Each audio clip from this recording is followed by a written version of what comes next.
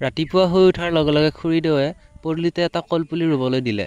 মানে আমাৰ গাঁৱতে আঞ্চলিকভাৱে এক মদভাগৱত পাঠৰ অনুষ্ঠান আয়োজিত কৰা হৈছিল। সেয়েহে সকলোৰে ঘৰৰ পদূলিৰ মূৰে মূৰে একোটাকৈ কলপুলি পুতিছিল। সেয়েহে ভণ্টি আৰু ময়ো কলপুলি পুতাত লাগি গ'লোঁ। ময়ো ধুনীয়াকৈ কলপুলিটো পুতি দি থৈ ভণ্টিৰ হাতত মোচা দায়িত্বখিনি দি থৈ ধুনীয়াকৈ গা পা ধুই মেলি লগৰকেইটাৰ লগত অনুষ্ঠান হোৱা ঠাইডোখৰ আহি পালোঁ।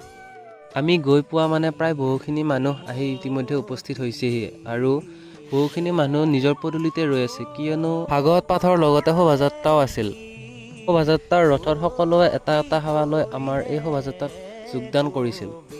বাৰু যা নহওক, আমিও মানুহখিনিৰ লগত শোভাযাত্ৰাত যোগদান কৰি কিছু সময় পাছত শোভাযাত্ৰা শেষ হোৱাৰ পাছত আকৌ ভাগৱত পাঠৰ মূল স্থান পালোহি আৰু পায়েই একেবাৰে ডাঙৰীয়াসকলৰ লগত ভোজৰ পাতত বহিলোহি আৰু ভাত পানী খাই মেলি ঘৰমুৱা হ'লোঁ। বাৰু